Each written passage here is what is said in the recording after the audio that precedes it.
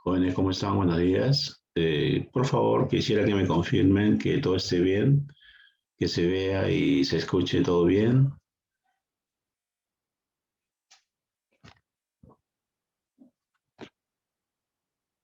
Ya, entonces sí dicen que está bien.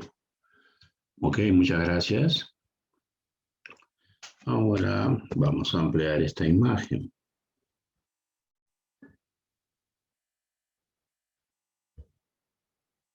Ya, como usted puede apreciar, hoy día tenemos para desarrollar el tema del descubrimiento y la conquista del Perú.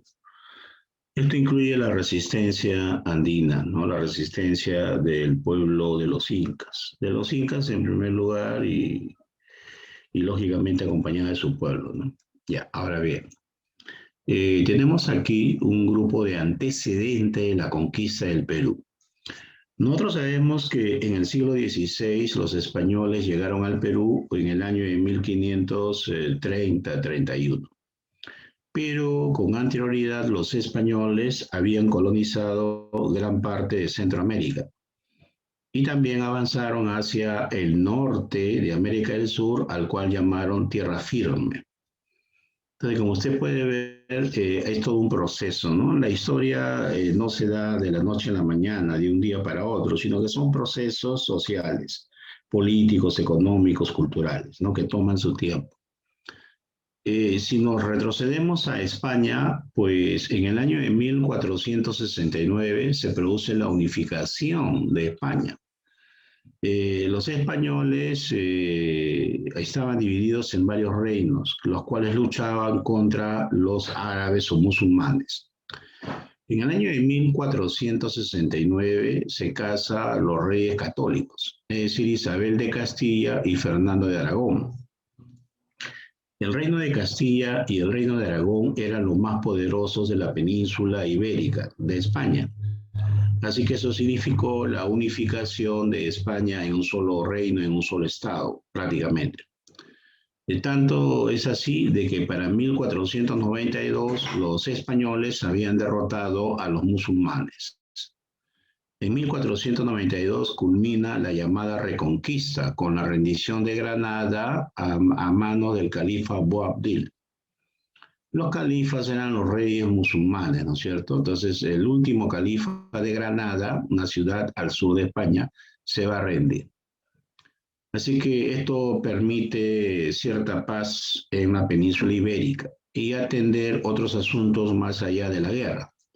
Por eso que acá citamos que el 17 de abril de 1492 los reyes católicos van a otorgarle a Cristóbal Colón la capitulación de Santa Fe, ¿no? Mediante el cual se le autoriza a realizar el primer viaje que finalmente termina con el descubrimiento de América, ¿no? El 12 de octubre de 1492, Cristóbal Colón llegó a la isla de Guananí o San Salvador, hoy en día llamada Huatlin, con lo cual marca el inicio de la colonización española de América. ¿Ok? Entonces primero se dio la unificación de España, luego la reconquista se termina y finalmente, por decirlo así, se produce el descubrimiento de América. Ahora, el descubrimiento de América trae aparejado consecuencias que lo van a llevar a España a una lucha por el poder con otras potencias. En esa época, otra potencia mercantil, otra potencia de navegación marítima era Portugal. Así que Portugal le va a seguir a España en el descubrimiento de nuevas tierras, ¿no? Claro, más atrás venía Inglaterra, Francia, Holanda, etc. Es por eso que, debido a este problema de las potencias entre España y Portugal, pues en 1493 el Papa Alejandro VI va a otorgar una bula, ¿no? Mediante el cual le entrega a España las tierras ubicadas al oeste de una línea imaginaria trazada a 100 leguas de las Islas Azores. O sea, las Islas Azores son las islas más occidentales de España. Entonces trazamos una línea imaginaria, pero a 100 leguas hacia el oeste. Entonces las tierras hacia el oeste serían colonizadas por España y las tierras hacia el este serían colonizadas por Portugal. Bueno, en ese momento pensaron que estaba bien, ¿no? Pero las demás potencias como Inglaterra, Holanda, Francia protestaron, ya que no estaban de acuerdo con que el Papa, como si fuera el gran árbitro o el supremo rey de Europa, otorgase eso, excluyendo los intereses de las demás potencias, como Inglaterra, Holanda o, por ejemplo, Francia. Así que en 1494 se firma un nuevo tratado, ¿no?, entre las potencias de España y Portugal, llamado Tratado de Tordesillas. Ahí se reparten las tierras que ni siquiera habían descubierto, recién estaban empezando, en base a una línea imaginaria a 370 leguas al oeste de las islas de Cabo Verde. Cabo Verde son unas islas que están frente a la costa occidental del África. Entonces, 370 leguas hacia el oeste se traza una línea imaginaria. Las tierras hacia el oeste para España y las tierras hacia el este para Portugal. Como esa línea del Tratado de Tordesillas tocaba Portugal, tocaba Brasil, lo que hoy llamamos Brasil, entonces Portugal tuvo el derecho de colonizar Brasil, sin la oposición de los españoles, porque era su acuerdo. En la práctica, este Tratado de Tordesillas, como anteriormente las bulas del Papa Alejandro VI, no fueron respetadas. En el sentido de que las otras potencias, como Inglaterra, Holanda o Francia, entre otras, no respetaron los acuerdos e hicieron colonizaciones en territorios que supuestamente solo correspondían a España o supuestamente solo correspondían a Portugal. Así que es una lucha por la supremacía colonizadora de las potencias europeas. Bien. En 1510, Alonso de Ojeda funda el cuartel de San Sebastián de Urabá, que como usted puede ver es el primer asentamiento español en tierra firme. O sea, los españoles con Cristóbal Colón descubrieron América y se establecieron en las islas del Mar Caribe, ¿no? Luego de esas islas del Mar Caribe avanzaron hacia la costa norte de América del Sur, a lo cual llamaron tierra firme. Entonces es ahí que Alonso de Ojeda, en 1510, va a fundar San Sebastián, aunque no es una ciudad, sino el primer asentamiento, primer cuartel, primera base militar español en tierra firme. Y por su parte, Diego de Nicuesa fundó la ciudad Nombre de Dios, que luego se va a despoblar. ¿Te das cuenta? Diego de Nicuesa fracasó, ¿no?, con esta ciudad Nombre de Dios, porque va a despoblarse. En 1510, el bachiller Martín de Enciso y Vasco Núñez de Balboa fundaron de manera ilegal Santa María la Antigua, o Santa María la Antigua del Darién, que se va a convertir en la capital de la gobernación de Castilla del Oro y primer obispado del nuevo continente. Entonces, esta sí se considera la primera ciudad española en tierra firme, Santa María la Antigua del Darién. ¿Ok? Entonces, lo que hicieron los gobernadores Alonso de Ojeda y Diego de Nicuesa no tuvo buenos frutos. En cambio, subordinados como Enciso y Vasco Núñez de Balboa se rebelaron y por su cuenta y riesgo fundaron Santa María Antigua, y eso sí se consolidó. Esa ciudad sí fue base de la expansión española hacia América del Sur. Mira, esto es tan cierto de que el propio Vasco Núñez de Balboa en el año de 1513 va a descubrir el Océano Pacífico, al cual llaman el Mar del Sur, ¿no? El 25 de septiembre de 1513, Vasco Núñez de Balboa, acompañado de Francisco Pizarro y una expedición pues, de soldados militares españoles, va a descubrir el Océano Pacífico. En esa época llamaron Mar del Sur. Y en esas zonas de Panamá van a recibir las primeras noticias del Perú. En todo caso, en esa época era el Tahuantinsuyo, ¿no? Pero por el río Virú es que a esas tierras empezaron a llamársele Perú. Estaba muy al sur de ese punto, ¿no?, geográfico, que hoy sabemos es Panamá. Las primeras noticias del Tahuantinsuyo o del Perú fueron dadas por Panquiaco, que era hijo del cacique Comadre, y luego reafirmadas por el cacique Tumaco. O sea, los españoles continuaron explorando y en su avance recibieron esas noticias de que al sur del Perú, al sur de Panamá, perdón, había un reino grande y poderoso, abundante en oro y piedras preciosas, y que ese gran reino estaba bañado por un inmenso mar. Eso sí, los indios que dominaban ese reino o imperio eran indios de guerra, con muchos ejércitos y muchas fortalezas. Entonces fue Balboa el primero en recibir las noticias del Perú y el que descubrió el Mar del Sur, o también llamado Océano Pacífico. En 1514 se va a nombrar como nuevo gobernador de Santa María la Antigua a Pedro Arias Dávila. Pedro Arias Dávila fue enviado por la corona española para poner orden en tierra firme, ya que Balboa y otros capitanes españoles hacían lo que le daba la gana sin respetar las normas españolas. Entonces, Balboa fue tomado prisionero, acusado de traición y luego asesinado, ¿no? O sea, hicieron un juicio que dice que fue un juicio falso y luego asesinado. Bueno, en esta acción participó Pizarro, ¿no? Que traicionó a Balboa y capturó a su antiguo jefe, ¿no? Y compañero de correrías. O sea, Pizarro era así, ¿no? Los españoles en general, ¿no? La ambición no reconocía amigos, ni amistades, ni lealtades, ni nada. Era simplemente la conveniencia. Bien, en 1519, Pedro Arias Dávila, conocido como Pedrarias, fundó la ciudad de Panamá. Su nombre es Nuestra Señora de la Asunción de Panamá, en las costas del Océano Pacífico, ¿no? que Balboa anteriormente había llamado Mar del Sur. En 1522, un capitán español llamado Pascual de Andagoya va a realizar una nueva expedición hacia el sur de Panamá por la costa, llegando hasta el río Virú o Pirú, y que luego le daría el nombre a nuestro país, Perú, ¿no? En donde se hablaba un poquito más acerca de ese misterioso reino en donde abundaba el oro y las piedras preciosas, ¿no? Nosotros sabemos pues que en Europa, en España, estaba desarrollándose el sistema mercantilista.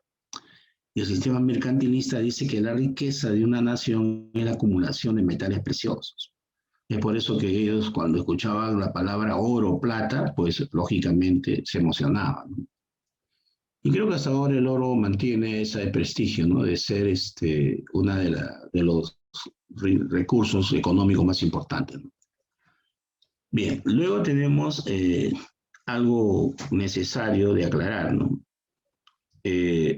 Cuando Colón solicita a los reyes católicos la realización de sus viajes para descubrimiento de América, a Cristóbal Colón le entregaron la capitulación, ¿no? La capitulación de Santa Fe, ¿no? Como usted ve acá, capitulación de Santa Fe para que realice su viaje. Bueno, en este caso de tierra firme, como ves en este mapita, los reyes católicos otorgaron la capitulación de Burgos. ¿Ves? Acá está.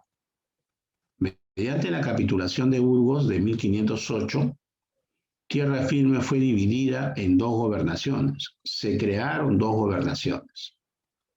¿Ok? Castilla del Oro, esta gobernación, que era principalmente Panamá, como puedes ver aquí en el mapa, Castilla del Oro fue entregada al gobernador Diego de Nicuesa.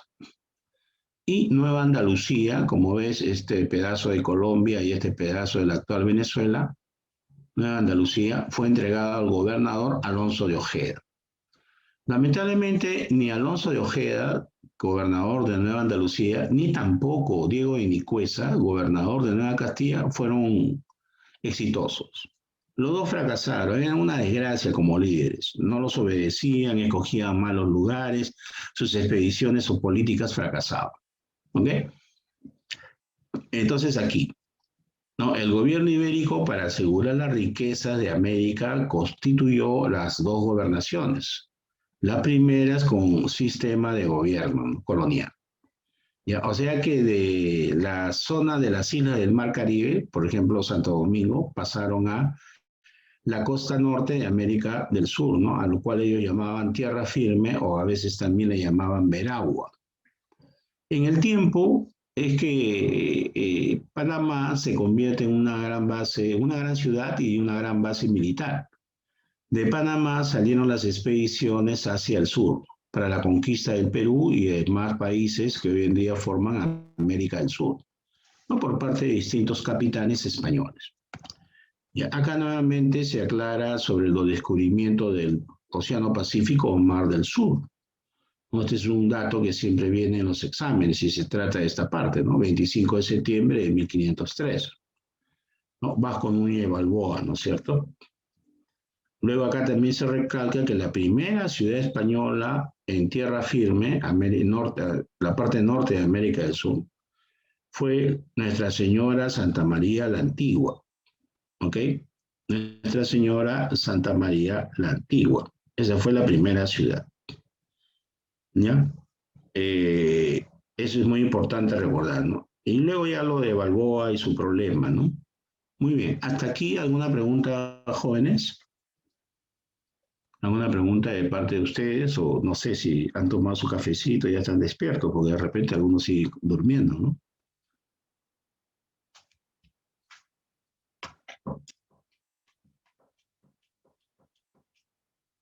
A ver qué dice acá el chat, ¿no? Porque a algunos no les gusta hablar, no sé, son muy tímidos. A ver, ¿alguna pregunta, jóvenes, hasta ese punto que hemos comentado, analizado esta información? ¿Alguna preguntita? Por ejemplo, yo preguntaría, ¿no? Si esto estaba pasando en América del Sur, ¿qué es lo que estaba pasando en esa época en Europa? Ujú.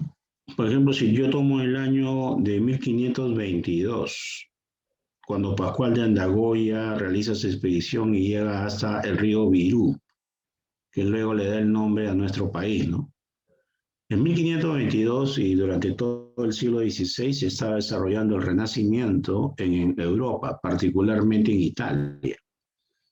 Por ejemplo, en 1522, Leonardo da Vinci estaba pintando la Gioconda, ¿ok?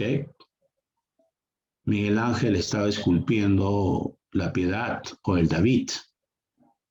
A ver, profe, y hasta esa parte aún no se menciona a Américo Vespucio. Ah, ya, claro. Lo que pasa es que, como yo siempre les digo, no ustedes se olvidan, que este es un repaso, pero Américo Vespucio en este contexto fue el cosmógrafo, como le decían en esa época, siglo XVI, que elaboró el primer mapa de estas tierras.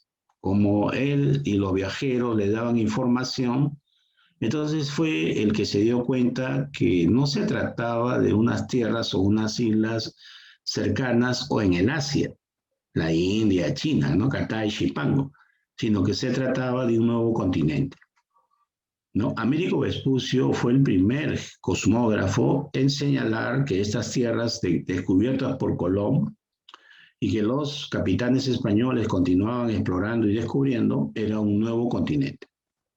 Años después, en homenaje a su descubrimiento intelectual, se le llamó a esta nueva tierra América, por el nombre de Américo Vespucio.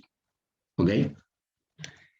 Ese es el dato, ¿no?, básico acerca de la importancia de Américo Vespucio. ¿Ok? Bien.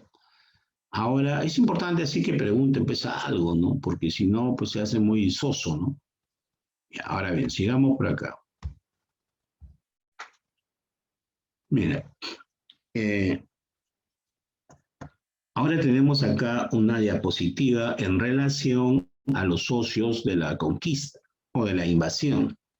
También se le llama la empresa de Panamá o la compañía del Levante.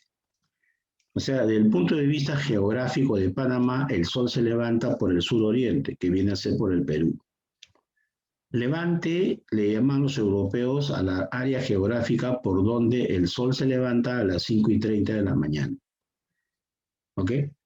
Entonces, Desde el punto de vista de Panamá, el Levante era más o menos el Perú, lo que hoy es nuestro país, el Perú, o sea, como de un punto de vista geográfico. ¿Ya? Ahora bien, los socios de la conquista, de la invasión española al Perú fueron, como todo el mundo sabe, Francisco Pizarro, Diego de Almagro y Hernando de Luque. ¿No? Pizarro era el encargado de dirigir la expedición, el gran jefe. Él también puso su plata, pues, ¿no? Él le invirtió mayor cantidad de dinero, ¿no? Y tenía mucha experiencia política y tenía mucha experiencia militar.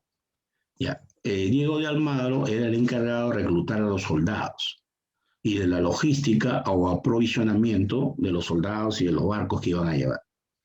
Y Hernando de Luque era el que gestionaba los fondos y licencias. ¿Sí? O sea, Hernando de Luque era el que buscaba mayor cantidad de capitales, mayor cantidad de dinero, porque la plata de Pizarro y la platita de Almagro no alcanzaba.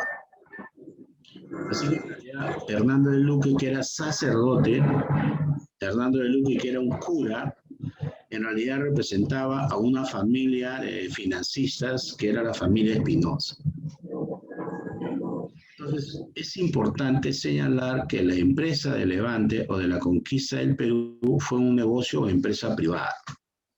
Ellos tenían que pedir permiso a la corona española porque eran súbditos del rey de España. Pero no quiere decir que España estuviese financiando o enviando sus ejércitos del Estado de la corona española para conquistar el Perú. Como tú puedes leer aquí y ver, esto es una empresa privada. Es como que nosotros 3, 4 formamos una empresa de conquista militar para explorar y conquistar unas nuevas tierras. Y tenemos que contratar soldados, construir barcos, armas, alimentos y todo lo demás. ¿Se da cuenta? Entonces es un negocio privado. La gente tiene la idea que los españoles, o sea, el rey de España en esa época de Carlos, en esa época de Pizarro, a ver, ya estaba de 1516 el rey Carlos V. ¿No? Los reyes católicos habían sido reemplazados por Carlos V, que era su nieto, o sea, Carlos I, ¿no? De la dinastía Habsburgo. Entonces, bueno, era un negocio privado, la empresa de Levante. ¿Ya? El financista oculto, Caleta, que representaba a Hernando de Luque, era Gaspar de Espinosa. Su testaferro era Luque. Ahora, Pedro Arias Dávila, Pedro Arias, que era el gobernador de Panamá, él representaba a la autoridad del rey en Panamá, sí otorgó la autorización a cambio de la cuarta parte de los beneficios. O sea, ¿te das cuenta? Yo te doy el permiso, porque yo tengo acá el poder, pero a cambio tú me vas a dar el 25% de la riqueza que ustedes puedan saquear en esta primera expedición. Y después a Pedraria lo desembarcaron, lo sacaron de esos beneficios, ¿no? Y ahí es que hubo problemas, pues, ¿no? O sea, la coima está institucionalizada en el Perú desde la época de los españoles, ¿no? Es una de las idiosincrasias negativas, nefastas que tenemos, ¿no? Acá el 90% de las autoridades o más son coimeros, lamentablemente. Ya, ahora mira, acá tenemos el primer viaje, que es un viaje de exploración y que se realizó en el año de 1524, ¿no? 1524, y los dos barcos que se usaron partieron de Panamá. ¿Cuándo se inicia este primer viaje que es de exploración? En noviembre de 1524. Francisco Pizarro y 112 hombres zarparon del puerto de Panamá a bordo de dos barcos, el Santiago y el San Cristóbal. ¿Ya? Mira, en uno de esos barcos iba como jefe Pizarro y en el otro el jefe era Almagro. La ruta fue la isla Taoga, las Islas Perlas, Puerto de Piñas, que es un primer puerto descubierto, y Puerto del Hambre. Ahí muchos hispanos se murieron por inanición, o sea, quiere decir que no se les había acabado los alimentos y el agua, se enfermaron y fallecieron.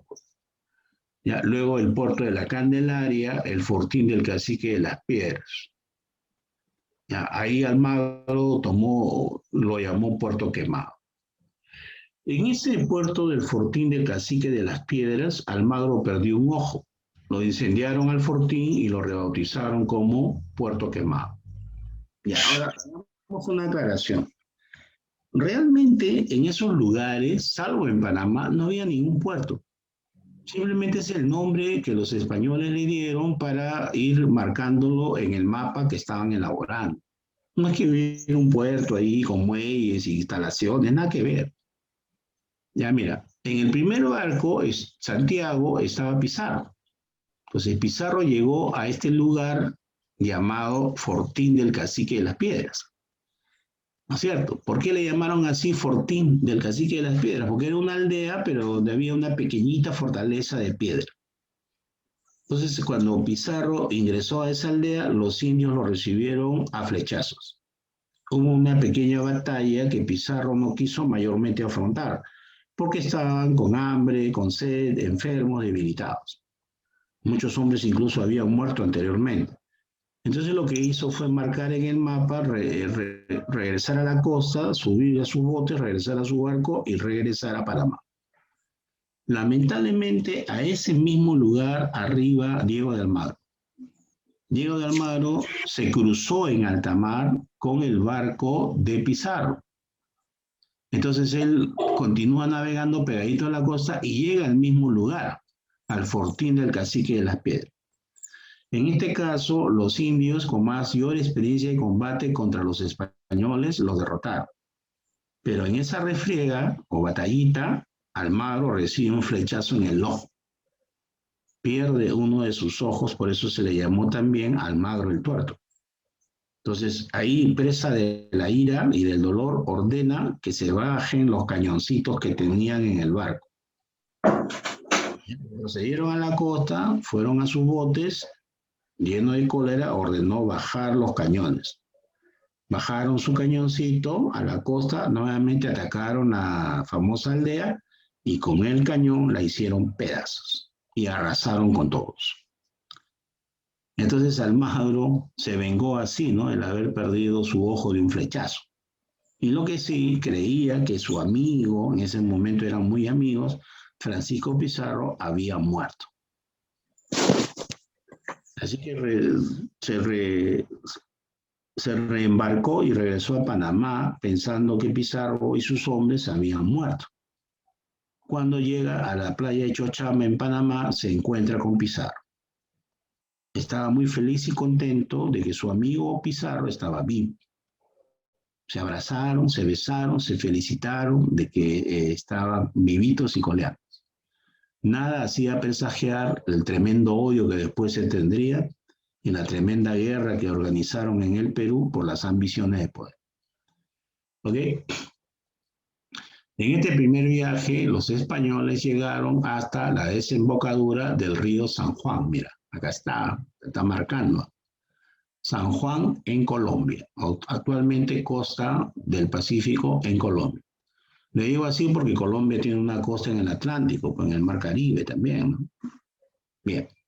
¿Ya? Entonces ahí está, ¿no? Algunos datos, algunos comentarios acerca del primer viaje que fue de exploración.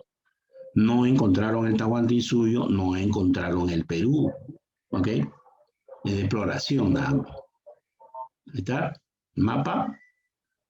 ¿Ah? ¿Ves cómo van tocando?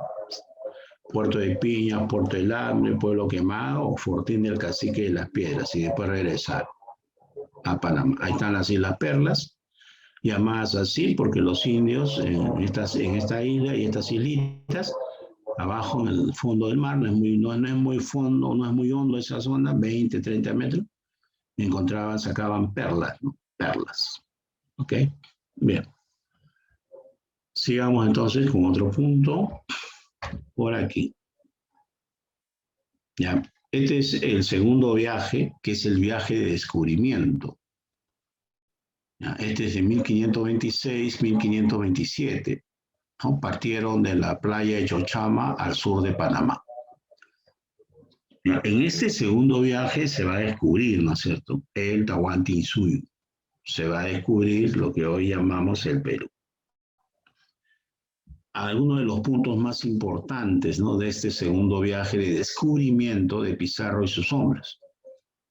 Partieron de la playa de Chochama, en el sur de Panamá, llegaron al río San Juan, que ya era conocido más o menos esta zona, que está, y de ahí avanzaron, unos por tierra y otros por barco, en la bahía de San Mateo, Atacames, la isla del Gallo, la isla de la Gorgona, Puerto Viejo, Tumbes, ya. Tumbes, ya pues es el Perú actual, ¿no? Pedro de Candia hizo una pintura de Tumbes y la llamó Nueva Valencia, la Mar del Sur. Y llegaron hasta la desembocadura del río Santa, que todos sabemos está en Ancash. Y ahí regresaron a Panamá con la gran noticia que habían descubierto el Pirú, ¿no? Los indios llamaban a su tierra Tahuantinsuyo, el reino de las 4 partes del mundo, el imperio incaico. ¿Ok? Ya, ahora bien, hay algunos detalles que tenemos nosotros que resaltar porque han sido motivo a lo largo de la historia de exámenes de admisión.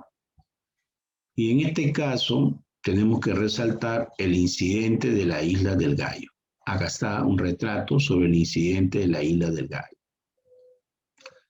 Cuando los españoles avanzaron hacia el sur, ¿ok? Igualmente habían acá 2 embarcaciones, 2 barquitos. Entonces, ¿qué es lo que sucedió? De que en su camino hacia el sur se les fue agotando los víveres, se les fue agotando el agua que ellos llevaban.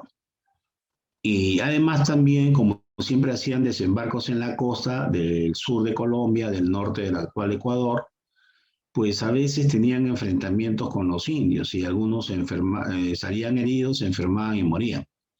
Y otros cuando tomaban agua de los ríos se enfermaban del estómago o por el clima caluroso, los mosquitos contraían enfermedades y se morían. A eso agrégale que ya no tenían víveres, a eso agrégale que casi ya no tenían agua. Entonces la situación en un momento dado fue bastante difícil. Ya, entonces, ¿qué es lo que hizo Pizarro?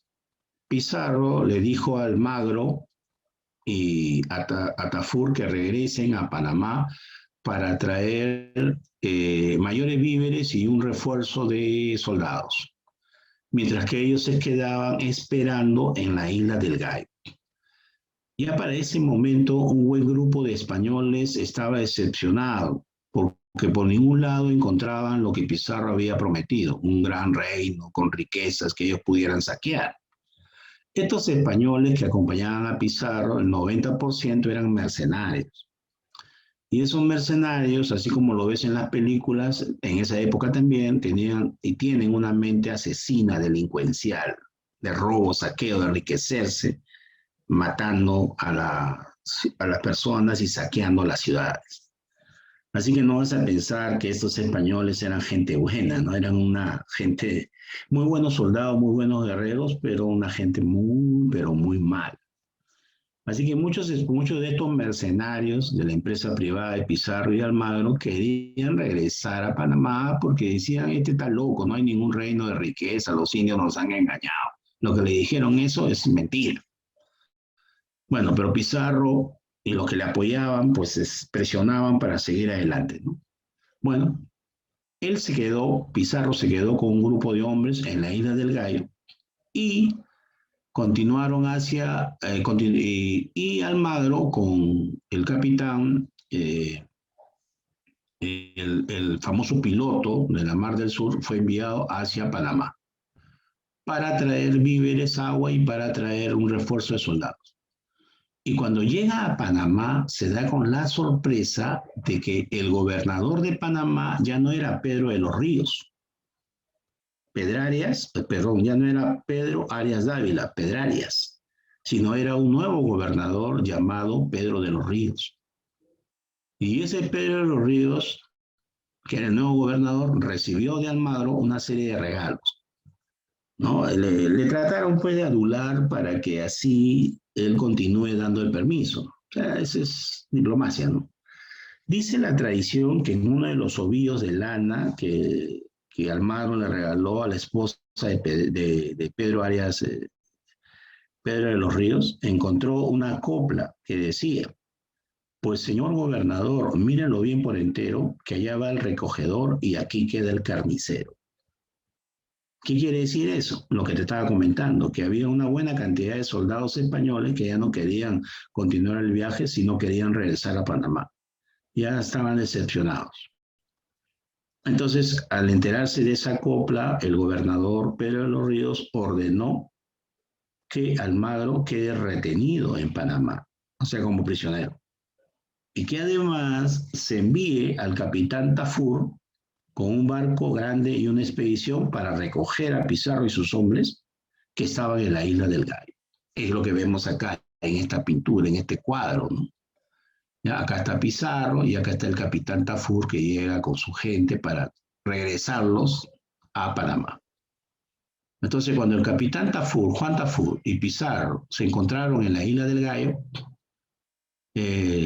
Tafur le dijo a Pizarro que traía la orden del gobernador de Panamá de que la expedición se había cancelado y que todos regresen a Panamá. Entonces Almagro discutió con Tafur y sacó su espada y trazó una línea en la playa. Y dijo, quienes regresan al norte acompañando al capitán Tafur regresarán a Panamá y seguirán siendo pobres. Y quienes me apoyan a mí y continúan hacia el sur van a ser ricos y famosos. Entonces él preguntó, ¿quiénes son los españoles que me van a acompañar? La gran mayoría se regresó con Tafur y solamente acompañaron a Pizarro los famosos 13 del Gallo. ¿No? Los famosos 13 del Gallo. Así que solamente 13 españoles son los que apoyaron a Pizarro en el famoso episodio de los 13 del Gallo. ¿Ok?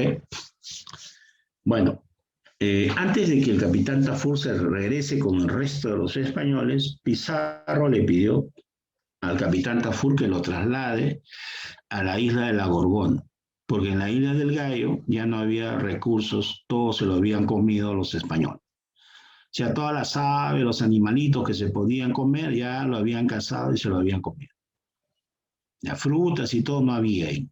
Entonces lo trasladaron a la isla de la Gorgona.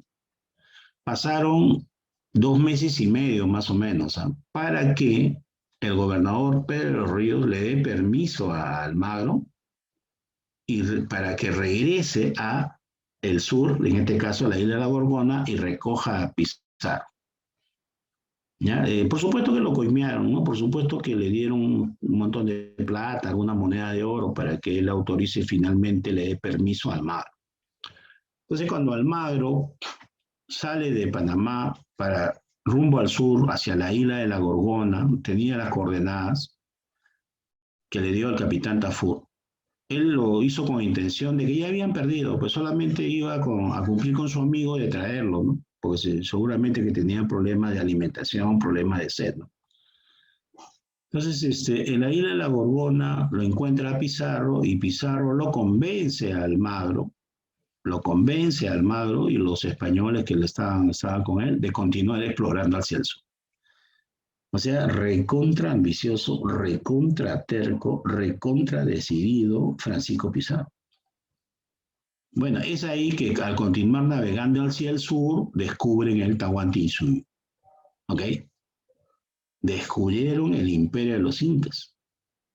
Incluso hicieron desembarcos en la costa norte, hasta Ancash, a lo largo de toda esta costa, hicieron desembarcos para conocer un poquito más de cerca esas aldeas, esos pueblos, esas ciudades, ¿okay? que existían en esa tierra, ¿no?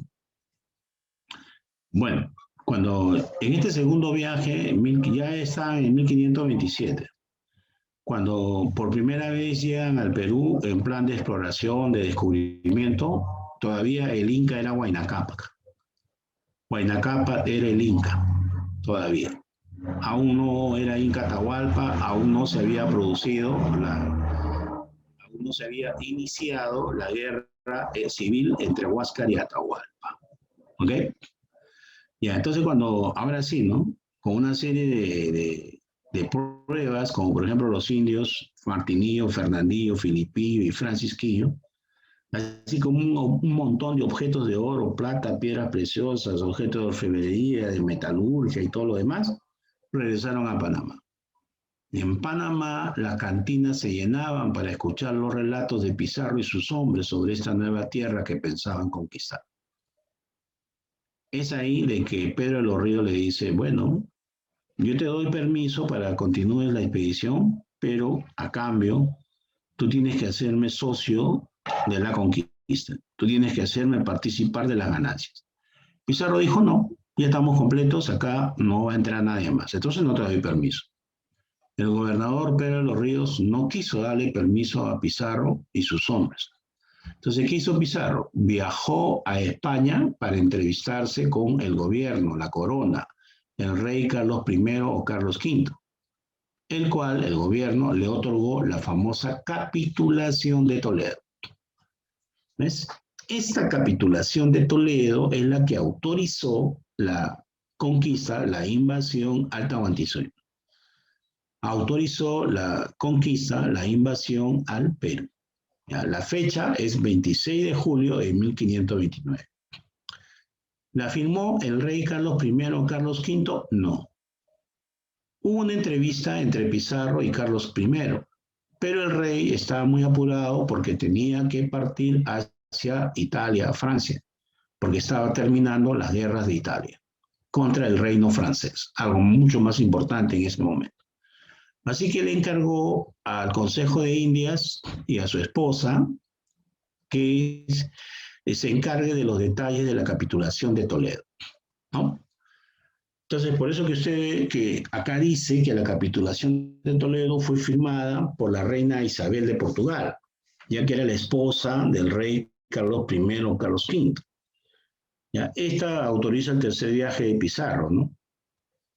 Además tiene también la bendición de la iglesia, el apoyo de la iglesia, ¿no? Porque se tenía que hacer el requerimiento. Para la corona española se va a reservar el quinto real, o sea, el 20% de las riquezas conquistadas, descubiertas, saqueadas a los indios. Pizarro fue nombrado adelantado, gobernador, capitán general, alguacil mayor. Se le iba a otorgar la gobernación de Nueva Castilla una vez que la conquisten, cuya extensión era de 200 leguas al sur del río Santiago, o sea, más o menos 1.110 kilómetros. ¿Okay? Y además se le otorgó un sueldo de 725.000 maravedíes al año, que para esa época era un platal. Almagro se le nombró solamente alcalde de la fortaleza de Tumbes y capitán mayor. Se le otorgó también el título de hidalgo con un sueldo de 300.000 maravedíes anuales. Ya, como tú puedes ver, se le dio mucha más privilegios, atribuciones a Pizarro que a Almagro. ¿Y por qué fue así? Porque Pizarro viajó él solo a España. Ese fue el error de Almagro. Almagro debió haber ido con él para defender sus intereses, pero al parecer Almagro confió en su amigo, que iba a lograr algo más justo en la capitulación que le iban a entregar. Fue un error, porque Almagro recibió muchísimo menos en la capitulación de Toledo que Pizarro. Ese fue el origen de la división, separación, encono, odio, enfrentamiento entre estos dos capitanes españoles y conquistadores. ¿Ok? Y lo que es peor, Pizarro, que recibió muchos privilegios de la capitulación de Toledo, aprovechó su estadía en España para traer a su familia. Él trajo a sus hermanos de padre y madre y a sus hermanos de parte de padre. O sea, formó un grupo de los Pizarro, con lo cual pues aminoró el poder de Almagro. Ya, por su parte, Hernando de Luque se le otorgó el obispado de Tumbes y el cargo de protector de los indios. Sí, bastante protegido. Tremendo sacerdote explotador y cruel, ¿no? Con un sueldo de 1.000 ducados al año. A los 13 del Gallo, o también se les llama los 13 de la fama, se les concedió los títulos de hidalgos, ¿no? De solar conocido y caballero de la espuela dorada. O sea, un cierto nivel de baja nobleza, ¿no? A Pedro de Candia, que ayudó mucho en esta exploración, se le nombró artillero mayor. Y a Bartolomé Ruiz, que era el piloto de los barcos, se le llamó piloto mayor de la Mar del Sur. Bien. Entonces, una vez que esto se estableció, a pesar de que Almagro había manifestado su descontento, la expedición continuó. Entonces llegamos ya a la realización del tercer viaje, ¿no? El tercer viaje, que es el viaje de la conquista del Perú, ¿ok? La conquista del Tahuantinsuyo. Partieron de Panamá el 20 de enero de 1531. 1531. ¿No? Es el viaje de la conquista, de la invasión de los españoles al Tahuantinsuyo. ¿Ok? Eran más o menos 180 hombres españoles con 37 caballos. El primer punto que pertenecía al imperio de los incas que tocaron fue la isla de Puná. La isla de Puná en el actual Golfo de Guayaquil, ¿no? Actual Ecuador. Ahí llegaron a la isla de Puná y el cacique Tumbalá fingió que los recibía amablemente. En realidad era una trampa, porque una vez que ingresaron a la isla fueron atacados. Estaban a punto de ser derrotados Pizarro y sus hombres cuando apareció un nuevo barco con nuevos soldados. No de su expedición, sino de Hernando de Soto, un español que desde Guatemala, por su cuenta y riesgo, se había aventurado también para conocer estas tierras. Y justo, aunque tú no lo creas, como algo providencial, o sea, una ayuda de Dios, apareció Hernando de Soto con su caballería y sus soldados y les ayudó a poder derrotar a los indios del cacique Tumbala. Es algo así alucinante. Porque ahí de repente hubiera muerto Pizarro y la gran mayoría de sus hombres y se hubiera acabado, al menos esa expedición. Pero no fue así. Ya, luego de la isla de Puná pasaron a la isla de Tumbes, donde nuevamente fueron atacados por los indios del cacique Chilimás. Una vez en Tumbes encontraron la ciudad, que era muy hermosa en el anterior viaje, unos años atrás, completamente destruida. Pero preguntaron a Chilimasa y otros nobles qué cosa había pasado. Y es ahí que se enteró Pizarro. Y es ahí que los españoles se enteraron que el Tahuantinsuyo estaba en una guerra civil entre los hijos principales del gran inca anterior, Huáscar y Atahualpa. Esos estaban en guerra. Pizarro sonrió y todos los españoles también, porque era una crisis política, militar, que favorecía sus planes de conquista. Incluso se dio cuenta de que el cacique de la isla de Puná no estaba defendiendo ni a Atahualpa ni tampoco a Huáscar, sino estaba luchando por su independencia. O sea, el imperio ya tenía varios años de guerra civil. La guerra civil estaba siendo ganada poco a poco por el famoso inca Atabaliba. Su nombre original es Atabaliba. Los españoles le pusieron Atahualpa, pero en realidad su nombre es Atabaliba. ¿Okay? Ya. Otro hecho importante en este viaje es cuando llegan a Piura, ¿no? Porque en esa región de Poechos, que los indios llamaban Piura, se va a fundar, ¿no?, San Miguel de Tangaralá. San Miguel de Tangaralá, que para nosotros es San Miguel de Piura, pues. Es la primera ciudad española fundada en el Perú, la costa norte, el 25 de mayo de 1532. ¿Ok? 25 de mayo de 1532. ¿No? Date cuenta cuánto tiempo ya había pasado, cuántos meses habían pasado. Ya no es el año 31, sino ya estamos en mayo del 32.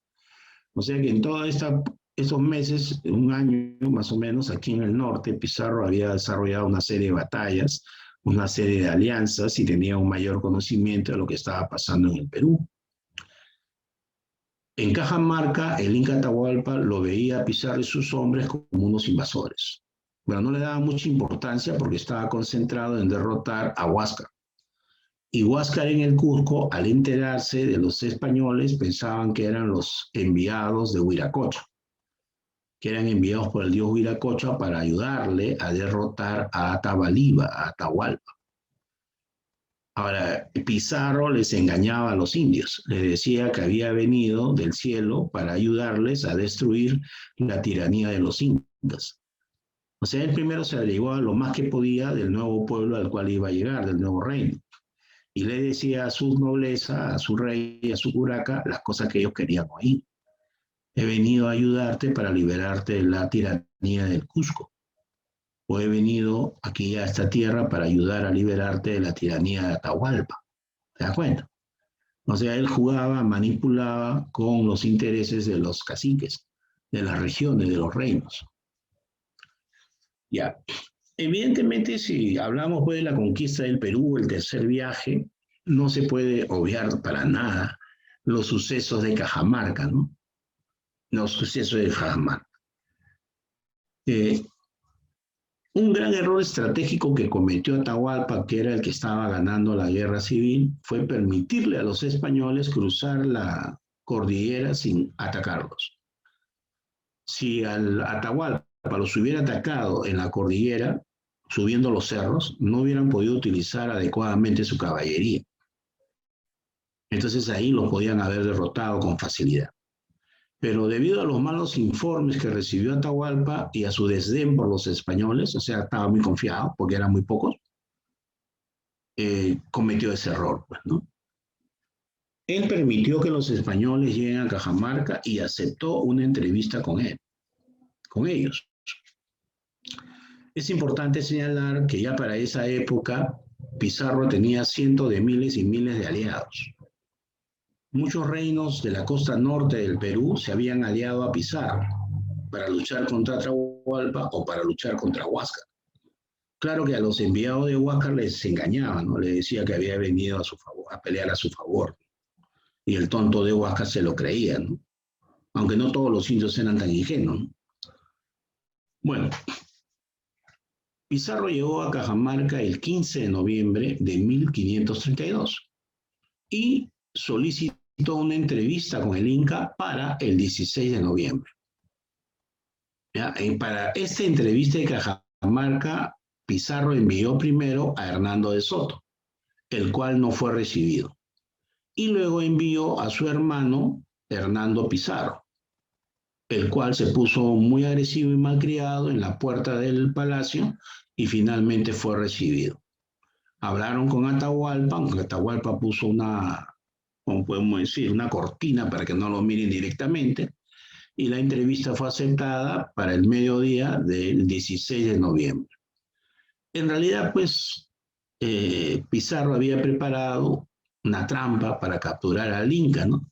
En la Plaza Mayor de Cajamarca. Más o menos, Atahualpa se quedó solo con 5.000 soldados. Pensaba que era suficiente esa cantidad de guerreros para derrotar a los españoles y los indios de guerra que él había traído.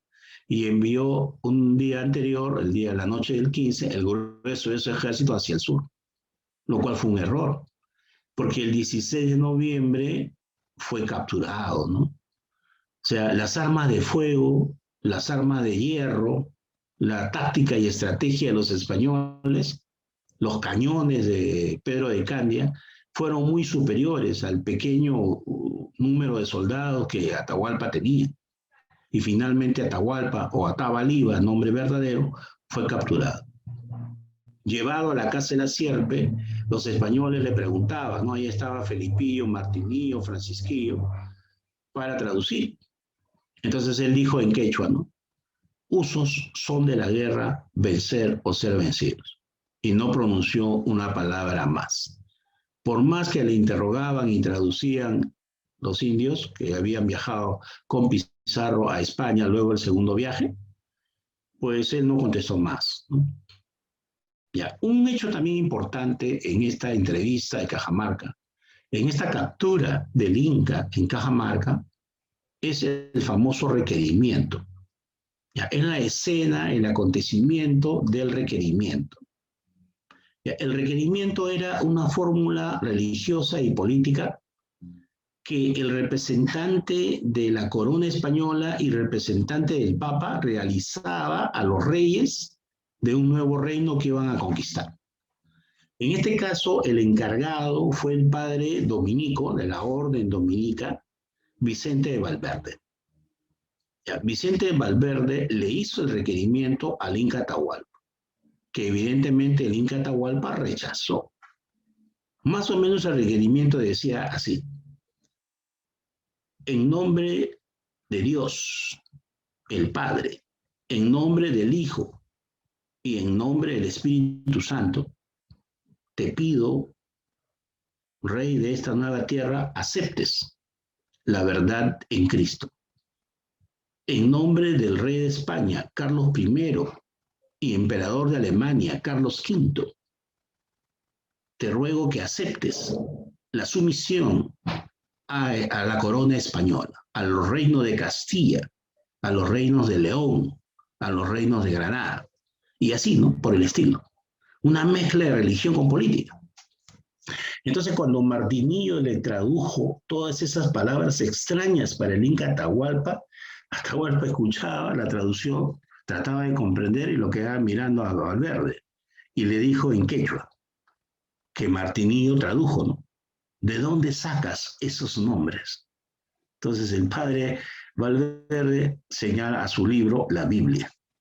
Y lo que es más, se lo alcanza al Inca, el tremendo librazo de la Biblia, y el Inca se lo acerca, el gran libro, a la oreja, pensando que esa cosa, ese objeto que él nunca había visto, hablaba. Entonces cuando se lo acerca a la oreja y no escucha nada, evidentemente pensó que lo estaban engañando y arrojó el libro con gran furia, lo tiró al piso y empezó a dar órdenes. Ahí es que el padre Valverde sale corriendo, se levanta la falda de su hábito, corre hacia los galpones de la plaza de Cajamarca y se acerca a Pizarro, después de correr como 3 o 4 cuadras, le dice, hermanos, que el Inca está hecho un demonio y piensa matarnos.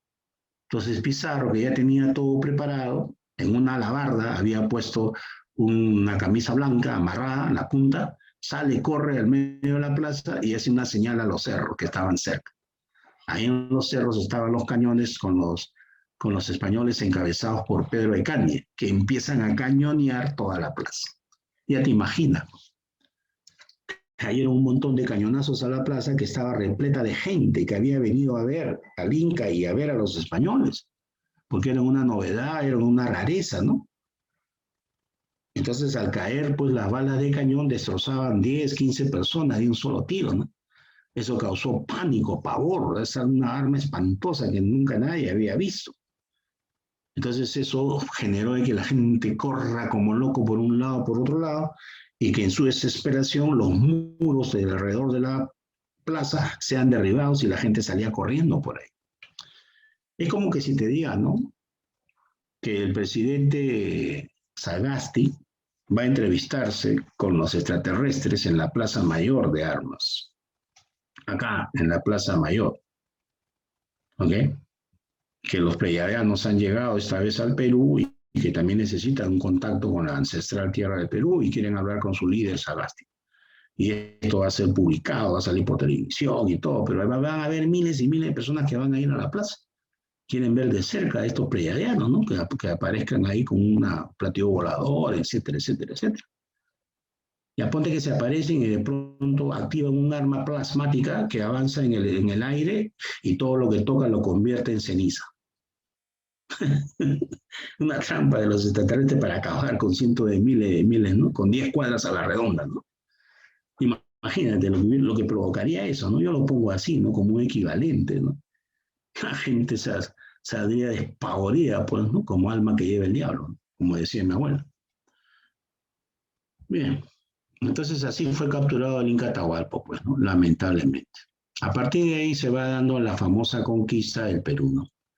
¿Cuáles son las consecuencias? También este es un tema, mira. Más que estar contando cuentos, tradiciones, tú sabes que hay que apuntar los puntos claves para el examen de admisión, ¿no? Estos datos que te hemos comentado acá, recordado, sí, han venido muchas veces, seguramente que seguirán viniendo de distintas formas sobre la conquista del Perú, ¿no?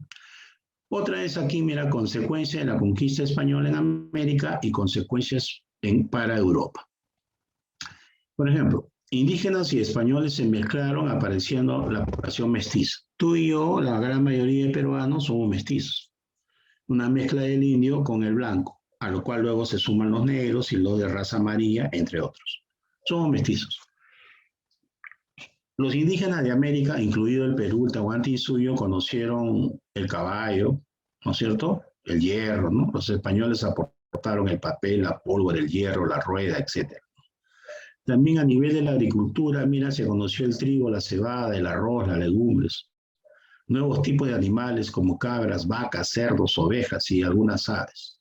¿Ves cómo cambia la cultura, la población, ¿no? En América, ¿no? La cultura europea fue la cultura dominante hasta ahora, ¿no? Hablamos un idioma que es el español, o si quieres llamarle castellano, de Castilla, ¿no? Aunque los españoles, su dejo es horrible, ¿no? Cuando vemos una película traducida al español, pero al estilo español, tenemos problemas para poder entenderla, ¿no? Hay que poner los subtítulos, ¿no? La cultura europea se transformó en dominante, ¿no? Aportando un nuevo idioma y una nueva religión, ¿no? El cristianismo. Aportando, ¿no? Nos impusieron a sangre y fuego, ¿no? Qué diferente, ¿no? América sirvió de proveedor de riquezas, especialmente de metales preciosos, ¿no? Alimentos, ¿no? Y también las enfermedades, pues, todas las nuevas enfermedades que llegaron de Europa en América, ¿no?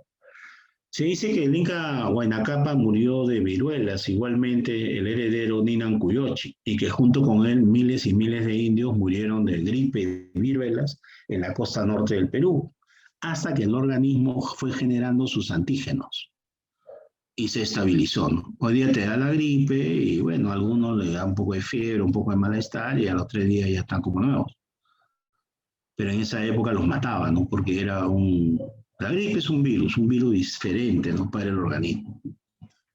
Ya. Y luego tenemos acá consecuencias para Europa, ¿no? Así como hay consecuencias para América en la población, en la agricultura, en la vida, ¿no? Cotidiana, también tenemos para Europa, ¿no? Por ejemplo, nuevos productos de América, el maíz, el tabaco, la palta, el tomate, el maní, cacao, papa, un montón de frutas, ¿no? Los países europeos apreciaron mucho el oro y la plata, especialmente el Perú, ¿no? Europa expandió su cultura, la economía europea se desarrolló. O sea, con los metales preciosos y la explotación que ejercieron sobre América, su capitalismo mercantil se consolidó. Los europeos desarrollaron una visión del mundo, ¿no? Con los descubrimientos geográficos. Se dieron cuenta realmente que la Tierra era esferoidal, o si quieres redonda, ¿no? Ya, estas serían las gobernaciones que se crearon en América del Sur como consecuencia de la conquista del Tahuantinsuyo y otras tierras. Nueva Castilla para Pizarro, Nueva Toledo para Almagro, que son la modificación a la capitulación de Toledo en 1534, y luego la gobernación de Andalucía para Pedro de Mendoza y la gobernación de Nuevo León para el señor Alcázaba. Pero esta del sur nunca se llegaron a realizar, ¿no? Es lo que dice la historia, ¿no? Bien. Ahora bien, nos vamos a referir brevemente a la resistencia incaica, ¿no? La resistencia que los incas hicieron a la conquista española. Mira, los españoles habían conquistado previamente a la conquista del Tahuantinsuyo el imperio azteca. El conquistador del imperio azteca se llama Hernán Cortés. Los aztecas eran otra gran civilización, otro gran imperio, pero en Centroamérica, principalmente en el país que hoy llamamos México, ¿no? Ellos provenían de una antiquísima tradición cultural, aunque no tan antigua como la del Perú, ¿no? Los toltecas, los chichimecas, los zapotecas y los aztecas, ¿ok? Bueno, estos aztecas tenían como ciudad capital la ciudad de Tenochtitlán. El último emperador azteca fue Moctezuma II, el cual fue asesinado por su propia gente, ya que aceptó fácilmente la dominación española. Mira, la conquista del imperio azteca se realizó básicamente en 2 años, de 1519 a 1521. Y posteriormente, en los 2 o 3 años siguientes, se consolidó. No hubo una prolongada resistencia de 40 años como en el caso peruano. ¿Ok? En el caso peruano, los incas de Vilcabamba resistieron en los Andes surorientales 40 años, realizando esporádicamente campañas militares contra el imperio español. O sea, no se vaya a pensar que con la captura y muerte del Inca Atahualpa se acabó y ya se conquistó el Perú en 1533. Eso es mentira, ¿no? Se tuvo que pelear, los españoles tuvieron que pelear contra los incas, contra los indios durante muchos años. Por eso que el indio peruano, sobre todo, es muy rebelde, ¿no? Acuérdate que siempre se ha dicho, ¿no? Le salió el indio. O sea, se puso más terco que la terquedad, ¿no? Y más agresivo que mandaba a hacer, ¿no? Porque los indios no aceptaban, ¿eh? Tuvieron que matar muchos indios para que el indio baje la cabeza, ¿no? Entonces, al menos te resalto de que el indio peruano fue un indio heroico que luchó hasta el final por su libertad. Bien, nuestros ancestros. Ya, entonces ahora tenemos pues en primer lugar que señalar la marcha al Cusco. Mira, luego de la ejecución del Inca Atahualpa por un juicio falso que realizó Pizarro y sus hombres, Pizarro nombró como nuevo Inca, le llaman Inca títere, a Túpac Hualpa, también conocido como Toparpa. ¿Ok? Este Inca títere obedecía prácticamente en todo a Pizarro. Este Túpac Hualpa o Toparpa era del grupo de los Anan Cusco. O sea que él pensaba que los españoles eran enviados del dios Huiracocha. Tenían un temor religioso hacia los españoles. ¿No? Este Túpac Hualpa Toparpa era hermano mayor de Manco Inca. ¿No? Al principio también Manco Inca se creyó el cuento de que los españoles eran huiracochas. Luego se dio cuenta que eran unos miserables conquistadores, ¿no? Bien, lamentablemente para Túpac Hualpa o Toparpa, él murió en Jauja. Al parecer fue envenenado. Entonces Pizarro acusó al general Calcuchima de matar, de envenenar a Toparpa y lo condenó a muerte a la pena de la hoguera. Ya, es importante señalar que Calcuchima era uno de los grandes generales del Inca Atahualpa y que prefirió quedarse cerca de su señor cuando Atahualpa fue capturado por los españoles. Calcuchima pudo haber huido y seguramente organizado una lucha militar contra los españoles, como el general Quisquis o el general Rumiñahui, que también eran generales de Atahualpa. Pero no, él se entregó a los españoles para estar cerca de su señor.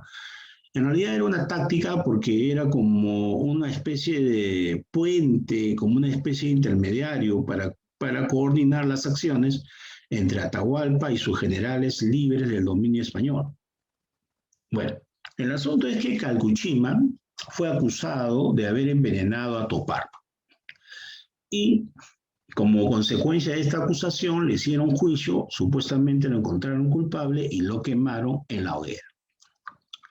Y a Calcuchima no aceptó el bautizo y murió en su ley invocando a la huaca de Pachacamac. O sea, tú sabes, ¿no? Que te quemen vivo, pucha, que debe ser algo espantoso, ¿no? Si cuando por casualidad nos hemos quemado el dedo en la cocina o algo parecido, nos ha dolido un montón, imagínate que te quemen vivo. Esa es una de las cosas más horribles como forma de muerte, ¿no? Ya. Otro hecho importante en el camino de Pizarro de Cajamarca hacia el Cusco es la alianza con varios pueblos, ¿no? Pero especialmente con los huancas, mira. Estos huancas del actual Huancayo, Valle del Mantaro, apoyaron incondicionalmente a Pizarro y sus hombres. Ellos aportaron un gran ejército que fue de gran ayuda para derrotar la resistencia incaica. ¿Ok? Y finalmente, en las afueras del Cusco, cuando Pizarro ya llega a las afueras del Cusco, es recibido por Manco Inca, en Jaquijahuana, ¿no? Manco Inca era uno de los hijos menores de Huayna Cápac, uno de los pocos príncipes que había escapado a la matanza de Quisquis, general de Atahualpa, que había realizado sobre las panacas cusqueñas que no la apoyaban. Entonces Manco Inca va a recibir a Pizarro y Pizarro lo nombra Inca. Es inicialmente un nuevo Inca títere. Manco Inca era un jovencito de 16 años de edad, por si acaso. A él le jura fidelidad a los españoles porque pensaba que habían venido del cielo a ayudarle a recuperar su reino, como decían muchos sacerdotes al principio. Ya esto usted sabe que no era así, ¿no? Para tomar el Cusco, los españoles se enfrentaron a los ejércitos del general Quisquis. En Quispicanchis se produce este enfrentamiento, esta batalla. Los españoles derrotan a Quisquis, el cual huye. Y es ahí como ingresan al Cusco acompañados del joven Manco Inca, que también fue nombrado Inca por Francisco Pizarro. Ya, pues ahí ellos iban a pensar que Pizarro y sus hombres iban a poner al servicio de Manco Inca, ¿no? Cuando en realidad, pues Pizarro estaba haciendo su propio juego, su propia agenda, estaba cumpliendo sus propios intereses. Uno de los que les advirtió al joven Manco Inca de que los españoles eran falsos dioses fue el Villa Humo, que era su tío. Pero Manco Inca terco no aceptó. Entonces el Villa Humo, después de unos meses de observar el comportamiento de los españoles, huyó del Cusco. Ya se fue hacia el Alto Perú, hacia Bolivia, para organizar una revuelta contra los españoles. Entonces, en ese proceso es que Manco Inca se da cuenta de que los españoles eran unos desgraciados. ¿Ok? Por ejemplo, violaron a su esposa, porque ellos se casaban muy jóvenes, en su delante. Y luego cuando él protestó, quiso defenderla, lo agarraron a patadas entre varios, casi lo matan y encima le orinaron. Entonces varias veces él protestaba, entonces lo metieron preso. Ahí está. Ahí está su viracocha, ¿no? Eran unos mercenarios, pues gente muy agavesada, ¿no? Gente de distintos asesinos, ¿no? Si no los mataron al joven Manco Inca fue porque Pizarro decía hasta ahí nomás, ¿no? Hay que sacarle la mugre nomás, someterlo, pero no matarlo, porque es un instrumento, un títere que nos sirve para controlar a las masas indígenas, ¿no? ¿Ok? En el proceso de que Pizarro baja de Cajamarca hacia el Cusco, norte a sur, se van a fundar estas ciudades en general. ¿Ya? San Miguel de Tangarara, ciudad de Jauja, el Cusco, ciudad de Lima, 18 de enero de 1535, la Fundación Española de Lima, la ciudad de Trujillo, la ciudad de Chachapoyas, la ciudad de Huamanga, allá en Ayacucho, Huánuco, Ceja de Selva, Huánuco, Arequipa, ¿no? Santiago de los Valles de Moyobamba, como tú puedes ver aquí, ¿no? Ahí está, ¿ok? Acá pues se está señalando sobre cómo era Lima a la llegada de los españoles, ¿no? A la llegada de los españoles, donde hoy en día está la Plaza Mayor o Plaza de Armas, encontramos estas instalaciones. El Valle del Rímac, ¿no? Del Límac, del Curaca Taulichusco. El último curaca de Lima, indígena, autónomo, era Taulichusco. Acá está el Palacio de Taurichusco, ¿ok? Acá está el Templo Puma Inti, que es la actual Catedral de Lima, ¿ves? Acá están los corrales de Llama, donde está ahorita la Huaca Cabildo, que es el actual Teatro Municipal. Acá está. ¿Ok? Este es el Palacio de Taurichusco, es lo que hoy en día pues, es el Palacio de Gobierno. Así era en ese entonces, ¿no? Los españoles se apoderaron de todo. Pues. Ya, ahora bien. En primer lugar, en cuanto a la resistencia andina, a la resistencia indígena, tenemos en primer lugar, mire usted, la resistencia atahualpista. Los generales de Atahualpa fueron los primeros en luchar contra los españoles. Calcuchímac, que ya tú sabes, fue quemado por los españoles porque lo acusaron de haber envenenado al Inca Tupac Hualpa o Toparpa. ¿Ya? Entonces, este sería el primero, ¿no? Y luego tenemos también en el norte, los ejércitos de Rumiñahui atacaron a los españoles infructuosamente. Y en el sur, ¿no? Generales de Atahualpa, el general Quisquis también atacó a los españoles infructuosamente. Tanto Rumiñahui como Quisquis huyeron hacia la selva y se perdieron y no sabemos qué es lo que pasó con ellos. No se sabe. Entonces, si hablamos de resistencia indígena, primero resistieron los generales de Atahualpa contra los españoles. Y luego vienen los famosos incas de Vilcabamba, empezando por la rebelión de Manco Inca. Luego tenemos a Saidi Tupac, a Titu Cusi Yupanqui y a Tupac Amaru primero. ¿Ya? Entonces ahora veamos aquí.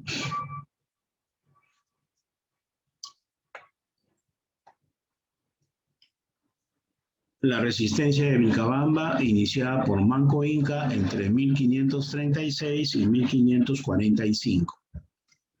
El joven Inca, pues, desilusionó completamente de los españoles y se dio cuenta que eran unos conquistadores abusivos. Manco Inca, estando preso, le dijo a Gonzalo Pizarro, que era el gobernador del Cusco, ya que su hermano mayor Francisco había partido hacia la costa para fundar la capital de los españoles. ¿No? Primero habló con Gonzalo Pizarro y también con Hernando Pizarro, y le dijo lo siguiente: si ustedes me dan permiso para salir del Cusco, salir de esta prisión, yo les voy a entregar unas estatuas de oro en tamaño natural, ¿no? Como una muestra de mi afecto por ustedes, de mi sometimiento. Ya me he dado cuenta que ustedes son lo mejor del mundo, pues les voy a traer unas estatuas de oro, pero no pueden ir ustedes porque tengo que hablar con los sacerdotes.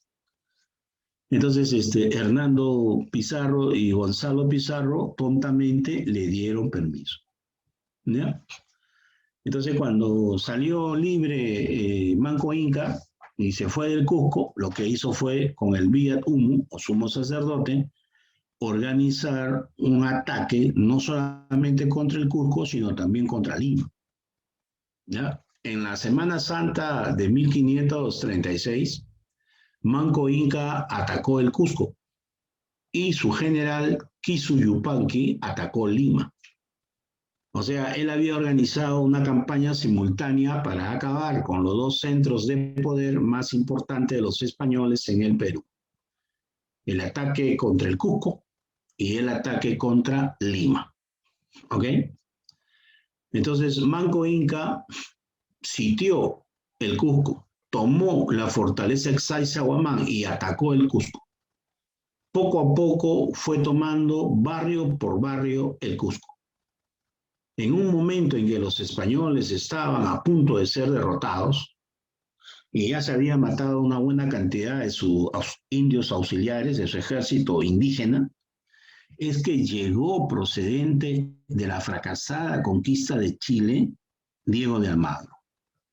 Almagro había partido de la conquista de Chile y retornaba porque no había encontrado lo que él esperaba, y traía un ejército de españoles y también de indígenas que se unieron al de los españoles en Cusco y lograron rechazar el ataque final de Manco Inca. Mira tú esa suerte, esa coincidencia. Si Almagro hubiera muerto en el Chile, o si hubiera tenido problemas en el camino, se hubiera demorado mucho más, seguramente que Manco Inca y sus hombres hubiera capturado el Cusco. Pero mira tú cómo es la historia, ¿no? ¿Ok? Bueno, entonces ahora sí, ¿no? Los almagristas tomaron el Cusco y lograron rechazar el ataque de Manco Inca. Entonces Manco Inca se dio cuenta que ya no podían continuar sosteniendo ese sitio del Cusco, y tenían que retirarse. Pero los españoles estaban en fase contraofensiva.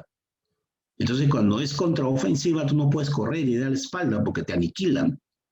En la estrategia militar tienes tú que cubrir la retirada. ¿Quién se quedó en Sacsayhuamán con un grupo de soldados para cubrir la retirada? Cahuide. Acá está, Cahuide. ¿Ya? O también le llaman el general Curias o Tito Cusihualpa. Pero la tradición peruana mayormente lo ha llamado Cahuide. Pero por si acaso, también se le llama general Curias o también Tito Cusihualpa. Él es el que aguanta la contraofensiva española para que el grueso del ejército de Manco Inca pueda huir. Así como en la retirada de las Termópilas, pues que también Leónidas cubrió la retirada del ejército griego para contener el avance, al menos 3 días lo contuvo, de los persas. Entonces aquí el que se sacrificó fue Cahuide y sus hombres. Cahuide murió heroicamente en esa lucha, ¿no es cierto? Lamentablemente, Manco Inca se retiró a las montañas de Vilcabamba, donde ya estaba organizando un nuevo estado incaico en el exilio. En el exilio. Ahora, ¿qué pasó con el ataque a Lima? El general Kisu Yupanqui, encargado de expulsar a los españoles del Rímac, del Valle del Rímac, destruyó 5 expediciones que Pizarro envió desde Lima hacia el Cusco para que ayuden a los españoles en Cusco. Y luego, cuando él realiza el ataque final, lamentablemente cayó en la trampa de Pizarro. Cuando los indios, encabezados por el general Kisu Yupanqui, bajan por el Cerro San Cristóbal, no sé si conoces el Cerro San Cristóbal, allá en el Rímac, allá en Lima, bajan por el Cerro San Cristóbal, gritaban, ¿no? A la mar, barbudos a la mar. O sea que se vayan, pues bajen hacia el Callao y tomen sus barcos y se larguen, ¿no? Entonces, cuando él baja con su ejército hacia el centro de lo que recién se había fundado de Lima, encuentra que estaba vacía, aparentemente vacía. Ellos esperaban que ya, pues, no, le empiecen a disparar o salgan los soldados y a pelear cuerpo a cuerpo, pero nada. Entonces, tontamente, Kisu Yupanqui pensó que los españoles se habían atemorizado y habían huido, abandonando la ciudad, y que estaban ya rumbo al Callao para tomar sus barcos y largarse. No era así. Continuó avanzando y cayó en la trampa. Fue rodeado y aniquilado. ¿Ok? ¿Ok? Lamentablemente, Kisu Yupanqui y sus hombres fueron aniquilados en esta batalla del Rímac. Mira, si estamos en el arte militar y tú esperas una batalla, entras a la batalla y no hay nadie, te dirá, ya gané, ya se fueron. Cuidado, rodea el territorio. No entres más, sal y rodea el territorio, porque están escondidos, agazapados en diversos puntos para que tú caigas en el centro, seas rodeado y aniquilado. Eso es una táctica muy antigua de la historia europea, asiática. Parece que Kisu Yupanqui se emocionó y su jefe demasiado rápido, ¿no? Lo cual pues es grave, ¿no? Es grave. Pelea con el corazón, pero mantén la mente fría. Eso es lo que te dice cualquier que ha estudiado algo de arte militar o lo que fuera.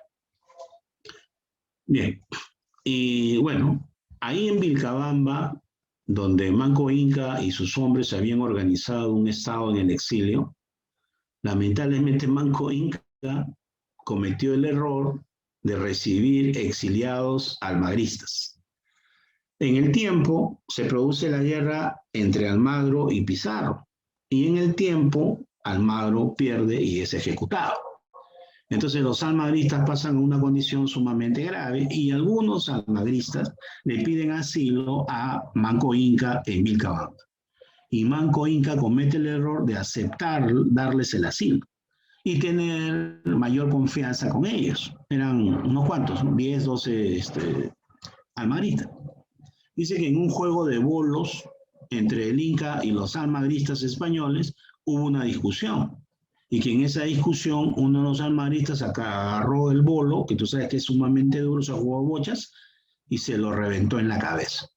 Ese fue Pedro Martín de Sicilia, mató a Manco Inca. Increíble. Verdaderamente increíble, ¿no? Porque, bueno, yo no puedo dar ese tipo de confianza que jueguen conmigo, ¿no? Siendo ellos enemigos mortales, ¿no? Los trataría de utilizar, pero los mantendría alejados y bien vigilados, ¿no? Y en un momento dado voy a ordenar que los ejecuten así, a sangre y fuego, se acabó, ¿no? Pero bueno, Manco Inca, pues, no era un jefe experimentado, ¿no? Supongo, ¿no? Mira, es un asunto de guerra, de supervivencia de una cultura, una civilización. Lamentablemente tienes que ser muy duro. Bien, tenemos ahora a Zaire y Tupac, un momento difícil para los incas de Vilcabamba, ¿no? De 1545 a 1557, el segundo inca de Vilcabamba. Zaire y Tupac, hijo de Manco Inca, abdicó. Él aceptó el requerimiento recibiendo tierras en Yucay. Él dijo, me dan ahora las hilachas y los flecos cuando antes fui dueño de todo el mantel. Él no, sus ancestros.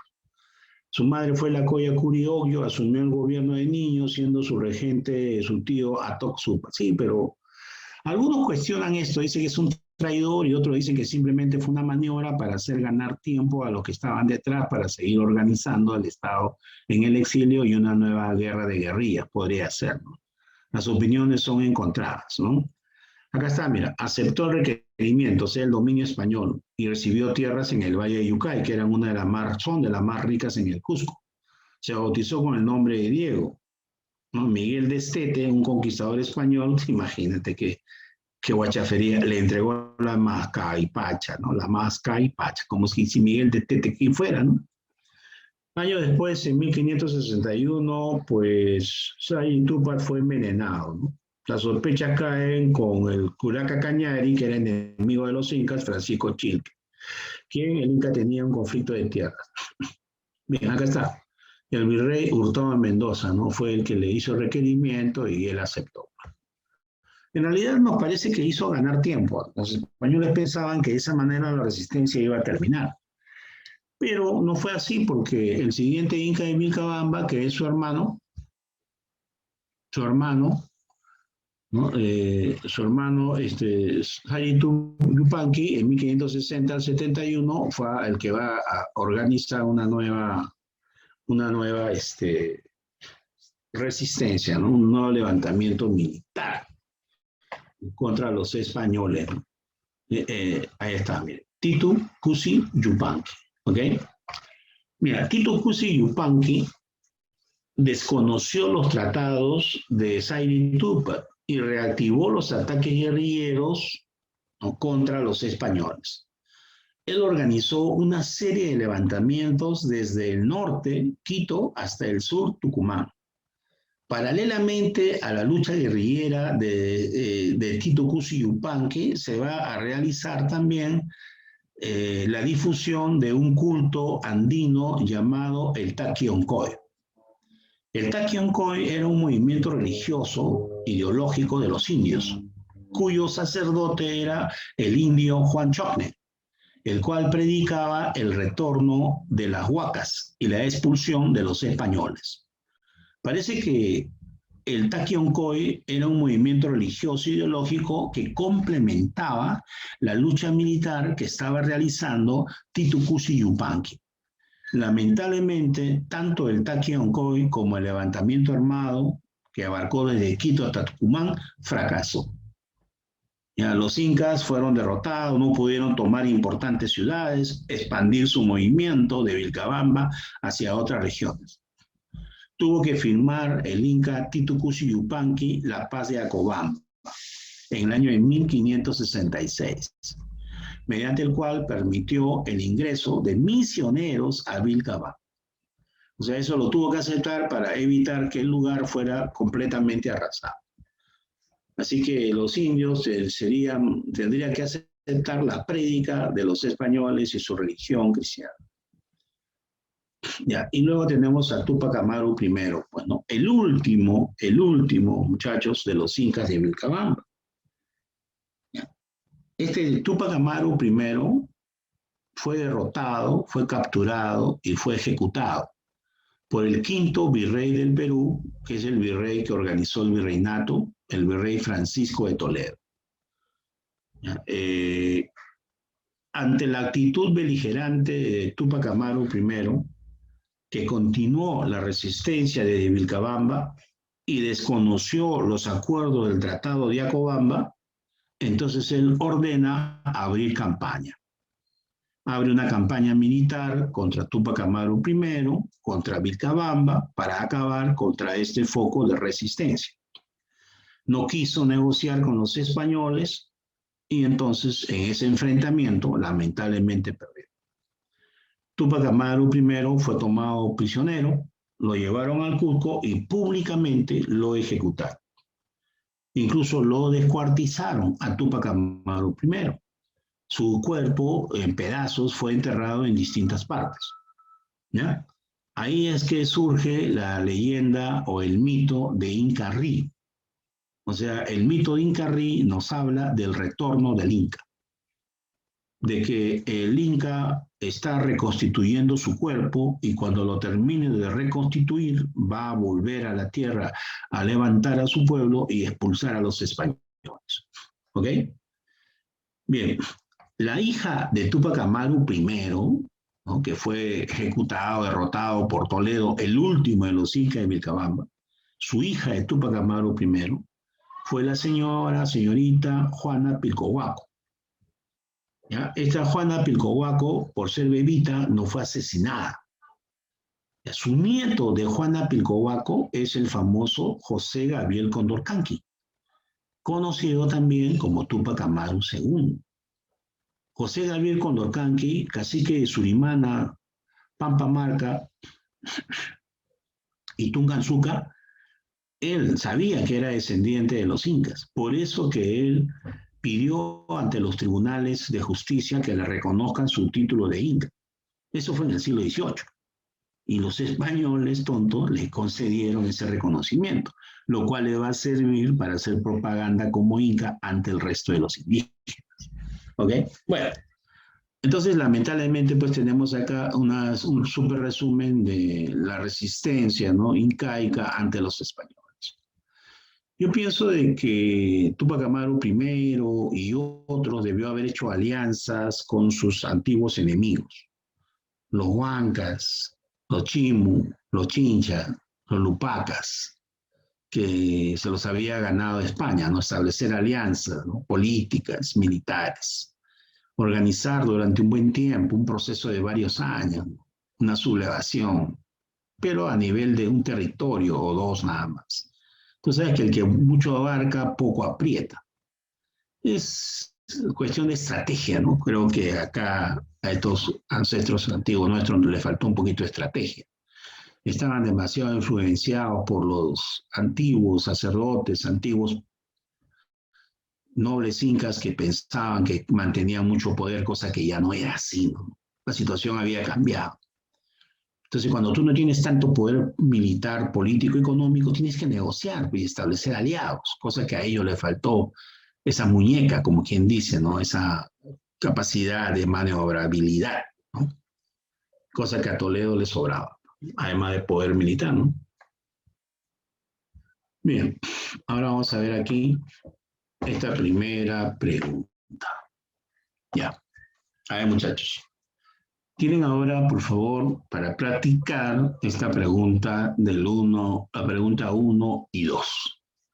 Ya, voy a revisar aquí en el chat la respuesta, le ponen el número 1 tal, 2 tal. ¿Cuántos alumnos hay? 28 alumnos. A ver, ¿cuál es la respuesta de la pregunta 1? Aquí lo estoy viendo.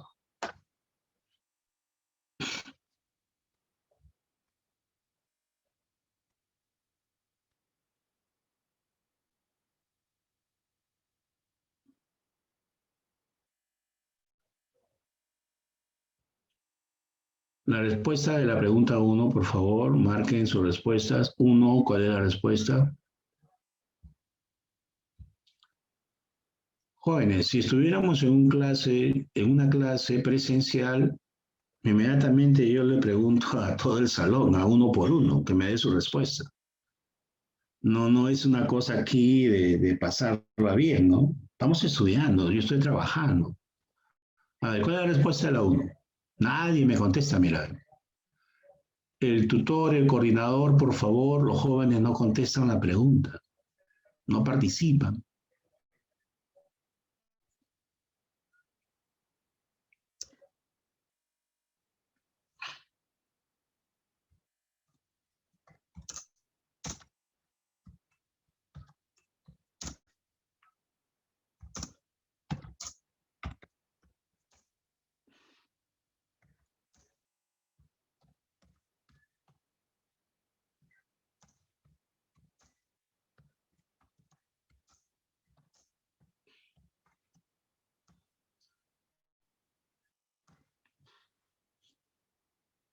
A ver, las primeras gobernaciones españolas de tierra firme americana, nombradas por el rey de España, Fernando de Aragón, fueron Alonso de Ojeda y Diego de Nicuesa. Tuvieron a su cargo respectivamente ¿qué gobernaciones? Bueno, en el caso de Alonso de Ojeda, pues Nueva Andalucía. Y en el caso de Diego de Nicuesa, pues Castilla del Oro, ¿no es cierto? En consecuencia, la respuesta de la 1 es la alternativa B de Beso. ¿Ya? Listo. La B, la B. Nueva España es lo que se llamó el Virreinato de México.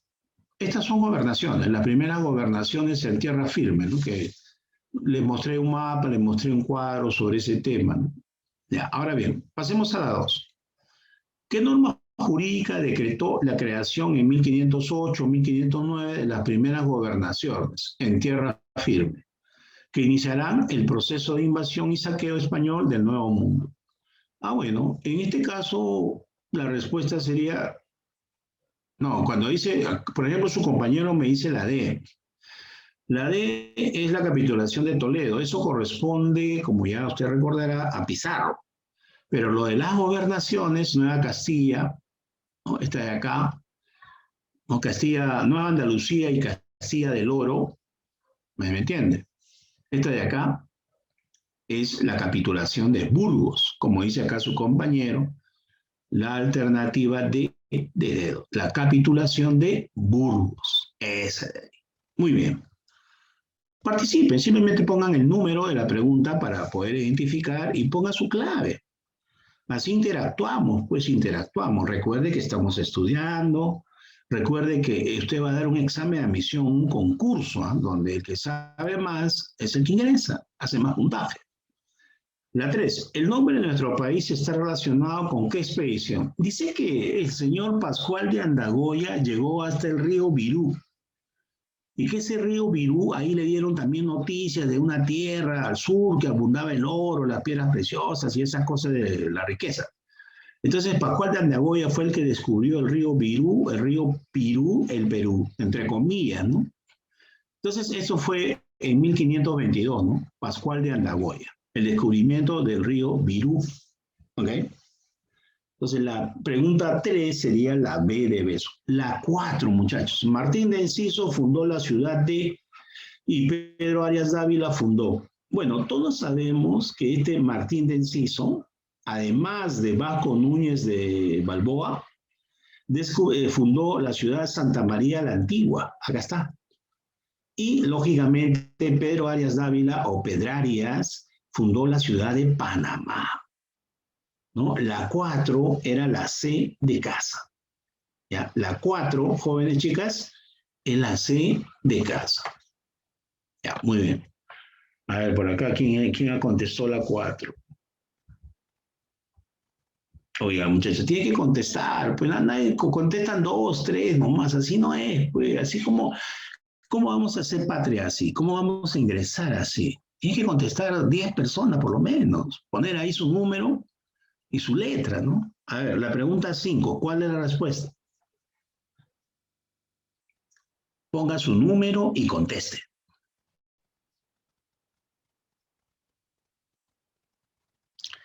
Ratificó las informaciones sobre la existencia de un gran mar y un reino pletórico en oro, que los caciques de Panamá relataron a Balboa. ¿Quién fue ese cacique siguiente? Panquiaco, hijo del cacique Comadre, dio las primeras noticias a Balboa de un rico reino en las tierras del sur. Pero cuando ellos siguieron avanzando, explorando Panamá, entraron a las tierras del indio o del cacique Tumaco. Y ese cacique Tumaco también le contó algo muy parecido. En consecuencia, la respuesta de la 5 es la A de avión. Muy bien, a ver. La pregunta siguiente, ¿no? La 6. De la 6 hasta la 10. A ver, la 6. La llegada hasta Pueblo Quemado en los manglares colombianos, ¿en qué viaje de Pizarro se realizó? Mira qué fácil, ¿eh? La pregunta 6.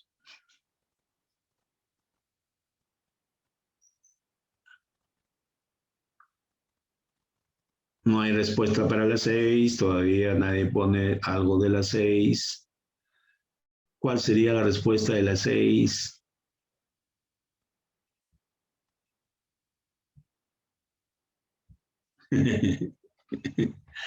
La respuesta de la 6 es primer viaje. ¿No es cierto? Pueblo Quemado, el fortín del cacique de las Piedras, que le metieron más cañonazos que lo quemaron todo. Bueno, ya, ahora bien, si no dice primer viaje, entonces ¿cuál puede ser su reemplazo? La E, pues, ¿no? El viaje exploratorio, el viaje explorativo. Esa es la respuesta. La 6 es la E de enano. La 7. En el proceso de invasión española al Nuevo Mundo, ¿qué fue San Sebastián?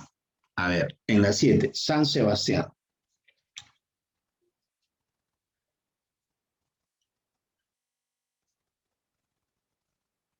Si la primera ciudad española es Santa María la Antigua de Panamá, fundada por Martín de Enciso, acá está.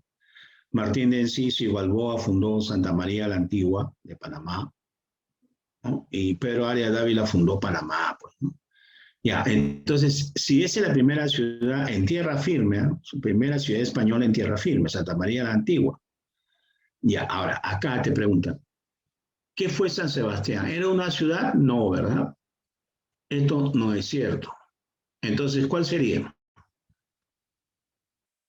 ¿Primer fortín de América? No, porque el primer fortín de América lo hizo Cristóbal Colón.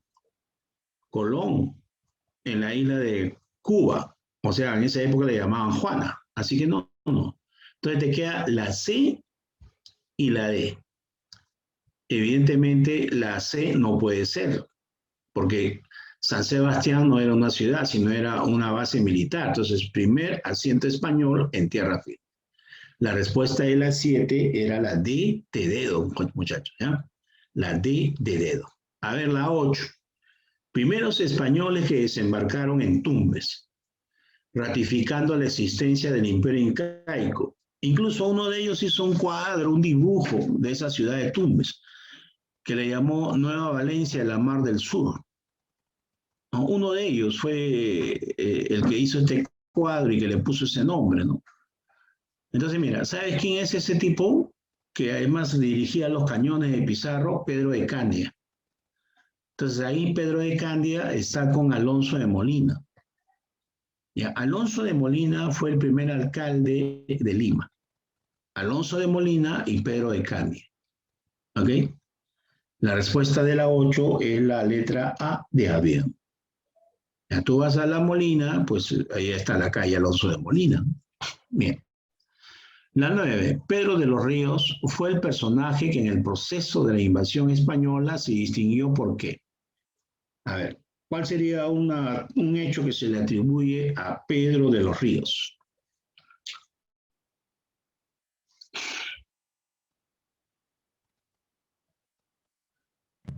La A, profe.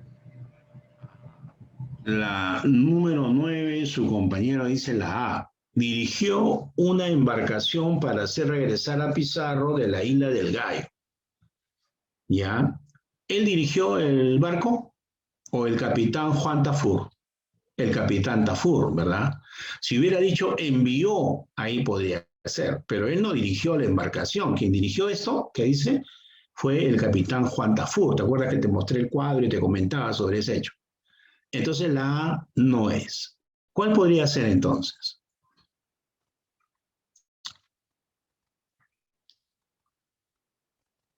Ponte que te sea una pregunta de examen de admisión, entonces ya la A sé que no es, entonces ¿cuál podría ser?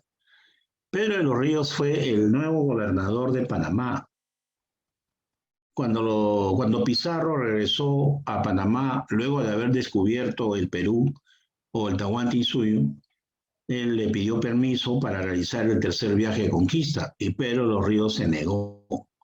Es por eso que Pizarro viajó a España para pedir autorización directamente a la corona española. Entonces, evidentemente, la respuesta de la pregunta 9 es la B de beso. ¿Ya? Pasemos a la 10. A ver, ¿qué dice la 10? Para legalizar sus viajes aventureros, los llamados conquistadores, para realizar el tercer viaje, está hablando de la conquista del Perú, tuvieron que, a ver, acabo de decir, la 10 entonces, ¿cuál sería la respuesta de la 10? Creo que todos sabemos esa, ¿no? A ver, acá, a ver, los muchachos que están aquí, Estefano Madrid, Alejandro Savera, Brunella Núñez. ¿Cuál es la respuesta de la 10? Fátima Tume, Dylan HC, Eliani Sarabia, Isaac Ramos, Gerald Guerrero, Maricielo Falconi, Mafer Calla, Melanie Fuentes, Sebastián Gamarra, Sayuri, Steve Mitchell, Claudia Landauro. A ver, ¿cuál sería la respuesta, los muchachos? Participa, pues no tengan hechos unas plantas. La 10, mira, la 10, ¿cuál es de todas las preguntas, la más fácil es la 10? ¿Cómo se llama eso? La 10, ¿cuál sería, señorita, por favor? No la escuché bien, pero la vio. La C, por supuesto que es la letra C. Tuvieron que viajar a España para pedirle al rey la capitulación de Toledo. ¿Quiénes firmaron la capitulación de Toledo? Pizarro y la reina de España, Isabel de Portugal. ¿No? ¿Por qué no la firmó Carlos V, Carlos I? Porque había partido a firmar la paz de Cambrai, que es la paz de las damas de 1529 precisamente, ¿no? Por la guerra de Italia. ¿Ya? Entonces, muy bien, ¿eh? La C. Así se participa, pues, ¿no? Si no, estamos hechos unas plantas y no pasa nada. Nos va a llegar el examen de admisión y ya fuiste. A ver aquí. Del 11 al 15. Le voy a dar 10 segundos para la pregunta 11. A ver. Acuérdate que Bartolomé Ruiz era el que dirigía el barco. El que manejaba el barco. ¿Cómo se llama el que maneja el avión? ¿Y cómo se le llama al que maneja el barco? Tú sabes cómo se le llama, ¿no? Entonces la capitulación le otorgó a este señor Bartolomé Ruiz por haber dirigido el barco para descubrir todas esas tierras en mares desconocidos, piloto mayor de la Mar del Sur. Claro, la D de dedo, ¿no es cierto? Piloto mayor de la Mar del Sur. Muy bien. Ahora pasemos a la 12. A ver, miren, yo le pregunto a muchos jóvenes que están al otro lado escuchándome. ¿Ustedes quieren un profesor planta o un profesor que te pregunte, que te haga participar? Yo te digo siempre, pregúntame. Yo acabo de leer ahí una pregunta de hace rato, pero recién me doy cuenta. Por eso te digo, habla. ¿Acaso no tienes audífono? ¿Acaso tu computadora no tiene audio? Yo creo que sí. Profe, disculpe, quiero hacerle una pregunta. A ver, yo te voy a decir, ya muy bien, ¿cuál es la pregunta? Si yo la sé, te la explico. Pero no te quedes ahí hecho una planta, porque con eso no ganas nada. Tienes que participar, tienes que poner tu clave, errada o acertada, en buena hora, ¿no? Pero errada o no, tienes que participar, porque así interactuamos, así aprendemos. Entonces un profesor que dice, bueno, yo edito mi clase, va, explico, doy la clave, el resto no me interesa. ¿Quieres eso? No, ¿verdad? Entonces, por favor, pues, ¿no? Le digo no a todos, sino a algunos jóvenes que no dicen ni pío, participen, ¿no? A ver, la 12. Gaspar de Espinosa fue un personaje que durante la invasión al Perú en el siglo XVI le tocó el siguiente rol histórico. Todos sabemos que Gaspar de Espinosa era el financista oculto y que su testaferro, o sea, quien representa al que da la plata, era Hernando de Luque. Lo cual no quiere decir, ¿no?, de que Pizarro no puso su plata, que Almagro no puso su plata, pero no alcanzaba, pues, porque tenían que alquilar o comprar barcos y toda la alimentación y todas las armas, entre otras cosas. Entonces, ¿cuál sería ahí la respuesta, muchachos? En la pregunta 12, ¿cuál sale? Me parece que la E, ¿no? Financió la expansión conquistadora dirigida por Francisco Pizarro. Esa de la E de Enano, ¿ya? Gaspar de Espinosa, la familia Espinosa. 13. La resistencia atahualpista en Jauja estuvo bajo el mando de qué general. Bueno, en el caso de Jauja, ahí lo quemaron, pues, porque él se le acusó de que había envenenado al Inca títere Túpac Hualpa Otoparpa. Así que Pizarro le hizo juicio y le dijo, ¿sabes qué? Tú eres culpable, te vamos a quemar. Salvo que aceptes el profe. Y él no aceptó, ¿no? Y murió quemado invocando a su dios Pachacama. Es la E, profe, la E. La E, excelente respuesta. Así es, Calcuchima. ¿Ok? Esa es la respuesta. Mira, Rumiñahui, general de Atahualpa, que luchó en el norte contra los españoles. Y Quisquis, general de Atahualpa, que luchó en el sur contra los españoles. ¿Está bien? ¿Ya? Bien. Rumiñahui, Quisquis y Calcuchima fueron generales de Atahualpa. Toparpa, ya sabemos que es Tupahualpa, el primer inca títere nombrado por Pizarro. Paulo Inca también era un inca de la alta nobleza, o sea, no me refiero a inca gobernante, sino de la nobleza. Pero este Paulo Inca, ¿sabes qué? Era aliado de Almagro. Él, con los españoles de Almagro, fue a la conquista de Chile y era enemigo de Manco Inca, que era su primo hermano. ¿Ok? Todos esos datos que te digo, yo soy un profesor viejo. Yo sé que esos datos son importantes, valen. Yo no te estoy contando a cada rato cuentos y cosas que no sirven para nada. Ni te hago cantar, ni bromas cada 5 minutos, porque eso no te va a ayudar en el examen de admisión. 14. El apoyo de los curacas o hatun curacas, ¿no? Los grandes curacas, como decir reyes, a los invasores españoles fue el factor principal que determinó. Mira, los españoles que llegaron al Perú, algunos libros dicen que era 180, otros dicen que era 172. Ya, ponte que hubieran llegado 300, 400 en el tiempo. ¿Fue con eso suficiente para derrotar al ejército incaico? No, ¿verdad? A los españoles le ayudaron un montón de pueblos indígenas enemigos de los incas, como los huancas, como los cañaris, como los chimu, como los chincha, el este y el otro. Un montón de reinos indígenas se unieron a Pizarro y lucharon contra los incas. ¿Y cómo fue posible eso? Porque querían su independencia y porque Pizarro los manipuló. Esa es la verdad. ¿Ok? Entonces, si eso es así, ¿cuál es la respuesta? De la pregunta 14.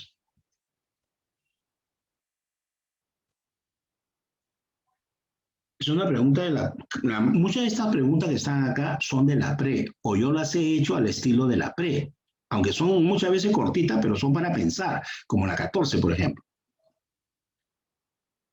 Te he dado una introducción, te he hecho un recordaris ahorita. ¿Cuál es la respuesta? Creo que ya todos mentalmente tienen su respuesta, ¿no es cierto? La respuesta es la C, muchachos. El fracaso de la dirección militar incaica en su lucha contra los hispanos. Claro, ¿está bien? Esa es la respuesta, la C. Por eso hay que leer, la comprensión de lectura te hace razonar, te mantiene la mente así analítica, despierta, ¿no? Si tú ves solamente videitos, si ves solamente tontería y media en internet y no lees y no ves cosas que son más elaboradas, ya fuiste. No puedes pensar con claridad, entonces tienes una enorme inseguridad. ¿Ya? La educación peruana es una de las peores del mundo, es las peores de América Latina. Cuando los muchachos llegan a la academia recién se dan cuenta lo perdidazos que están en casi todo. Bueno, los que no, los felicito, ¿no? Y los que sí, te das cuenta que no puedes razonar, que no sé qué, no, te atracas mucho, entonces ponte a estudiar, pues hijo, dedícate, cambia, porque si no, no vas a lograr tus objetivos. La 15. La invasión española al Perú, dirigida por Pizarro, se producía después de que en España finalizaba la guerra. Ah, bueno, esa es una pregunta de datos, está fácil. En España, en 1492, los reyes católicos habían culminado la reconquista. ¿Qué es la reconquista? La derrota, la lucha, la expulsión de los musulmanes de España. ¿No? El 18 de enero de 1492, el último califa de Granada, Boabdil, se rindió. Que pase el avión.